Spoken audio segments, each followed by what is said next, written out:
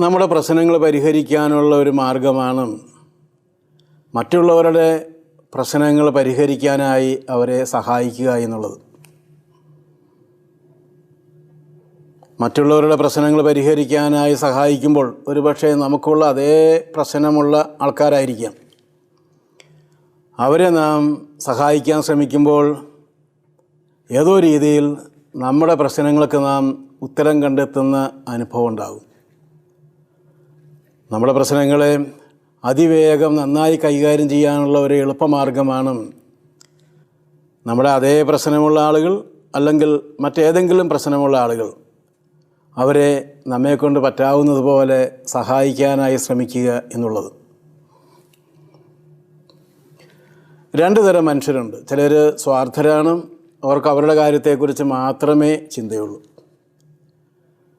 മറ്റു ചില ആളുകൾ അവരെക്കാൾ പ്രയാസം അനുഭവിക്കുന്ന ആളുകളെ സഹായിക്കാനും പറ്റുന്നതുപോലെ പ്രോത്സാഹിപ്പിക്കാനുമൊക്കെ തയ്യാറാണ്. ഇങ്ങനെ രണ്ട് തരം മനുഷ്യരെ നമുക്ക് കാണാനായിട്ട് പറ്റും.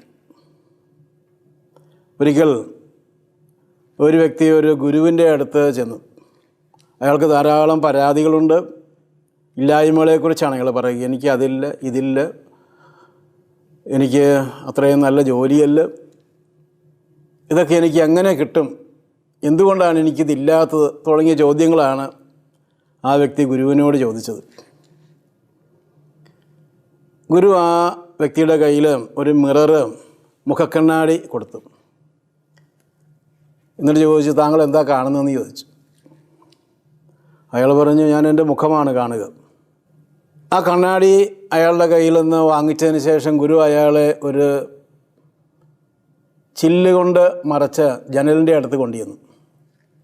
അയാൾ ചോദിച്ചു, താങ്കൾ ഈ ചില്ലിലൂടെ പുറത്തേക്ക് നോക്കുക.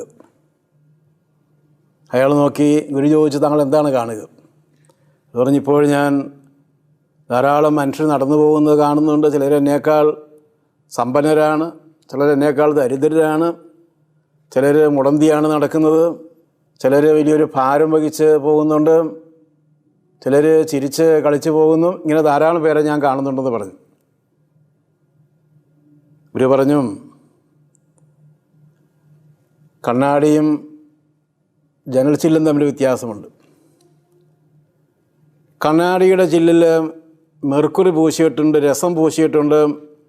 അതുകൊണ്ട് താങ്കൾക്ക് താങ്കളെ മാത്രമേ കാണാൻ പറ്റുകയുള്ളൂ.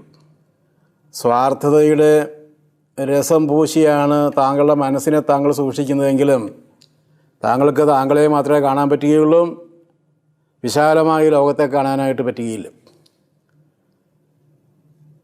താങ്കൾ ആ സ്വാർത്ഥതയുടെ രസം തൂത്ത് കളഞ്ഞ് നോക്കിയാൽ താങ്കൾക്ക് മറ്റ് ഒരു കാഴ്ച കിട്ടും. താങ്കളെക്കാൾ ബുദ്ധിമുട്ട് അനുഭവിക്കുന്ന ആളുകൾ, പ്രയാസം അനുഭവിക്കുന്ന ആളുകൾ, കഷ്ടപ്പെടുന്ന ആളുകൾ, ഇങ്ങനെ ധാരാളം പേരെ താങ്കൾ കാണും. അപ്പോൾ താങ്കൾക്കൊരു സത്യം മനസ്സിലാകും, താങ്കൾ ഇപ്പോൾ അനുഭവിക്കുന്ന പല കാര്യങ്ങളും പലർക്കും ഇല്ല എന്നും, താരതമ്യപ്പെടുത്തേണ്ട ആവശ്യമില്ല എന്നും താങ്കൾക്ക് ഒരു പക്ഷേ അതിൽ നിന്ന് മനസ്സിലാക്കാനായിട്ട് പറ്റും. പലരും പല രീതിയിലാണ്, പലരും പ്രഭാതത്തിൽ പല ജോലികൾക്കാണ് പോകുക. ഇങ്ങനെ താങ്കളുടെ സ്വാർത്ഥതയുടെ ലോകത്തിൽ നിന്ന് പുറത്തു വന്നാൽ താങ്കൾ കുറച്ചും കൂടി മെച്ചപ്പെട്ട ഒരു കാഴ്ച കിട്ടും. താങ്കളുടെ പരാതികളെല്ലാം ക്രമേണ ഇല്ലാതായിത്തീരും. ഒരു വീട്ടിലെ രണ്ട് മക്കളും അപ്പനോടും അമ്മയോടും എപ്പോഴും പരാതി പറയാൻ തുടങ്ങി. വീട്ടിൽ നല്ല ആഹാരമില്ല, നല്ല വസ്ത്രമില്ല, ഞങ്ങൾക്ക് കളിക്കാനായിട്ട് നല്ല സ്ഥലമില്ല. ഇങ്ങനെ ധാരാളം പരാതികൾ. എപ്പോഴും ഒരു അപ്പനോടും അമ്മയോടും പരാതി.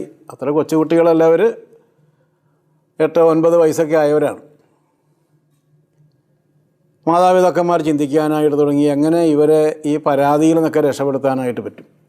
അവർ മനഃപൂർവ്വം അങ്ങനെ മാതാപിതാക്കന്മാരെ കുറ്റപ്പെടുത്താൻ പറയുന്നതല്ലെന്ന് അവർക്കറിയാം. അവരുടെ കൊച്ചു മനസ്സിൻ്റെ ചിന്തയിൽ നിന്ന് വരുന്ന ചില വാക്കുകളാണ്. അപ്പനും അമ്മയ്ക്ക് ഇങ്ങനെ തോന്നി, അടുത്ത ഞായറാഴ്ച ഈ കുട്ടികളെ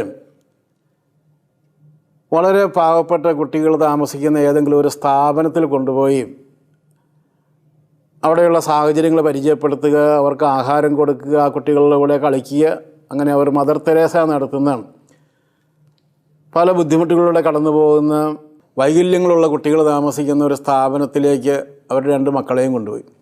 അവർ കുറേ ആഹാരമൊക്കെ പാകം ചെയ്താണ് പോയിരിക്കുന്നത്. കുട്ടികളുടെ കൂടെ കളിക്കാനായിട്ട് പന്തും മറ്റുമൊക്കെ കൊണ്ടുപോയിട്ടുണ്ട്. അങ്ങനെ ഒരു 3 മണിക്കൂറോളം അവർ ആ കുട്ടികളുടെ കൂടെ ചിലവഴിച്ച് അവർക്ക് ആഹാരം കൊടുത്തു, ചില കുട്ടികളെ സഹായിച്ചു. ഇതെല്ലാം കഴിഞ്ഞ് മാതാപിതാക്കന്മാർ വീട്ടിലേക്ക് പോന്നു. ഏതാണ്ട് 3 മാസത്തോളം പിന്നീട് ആ 2 കുട്ടികളും അവരുടെ അസൗകര്യത്തെക്കുറിച്ചോ ആഹാരത്തെക്കുറിച്ചോ വസ്ത്രത്തെക്കുറിച്ചോ ഒന്നും പിന്നെ പരാതി പറഞ്ഞില്ല. നാം നമ്മുടെ സ്വാർത്ഥതയുടെ ലോകത്തിലാകുമ്പോഴാണ് നമുക്ക് കാര്യങ്ങൾ നേരെ ചൊവ്വേ മനസ്സിലാക്കാനായിട്ട് പറ്റാത്തത്. നമ്മുടെ സ്വാർത്ഥത വിട്ട് നാം യാഥാർത്ഥ്യങ്ങളെ ശരിക്കും മനസ്സിലാക്കുമ്പോൾ നമ്മുടെ പല പരാതികളും നാം അറിയാണ്ട് തന്നെ നമ്മെ വിട്ടുപോകുന്ന അനുഭവം ഉണ്ടാകും.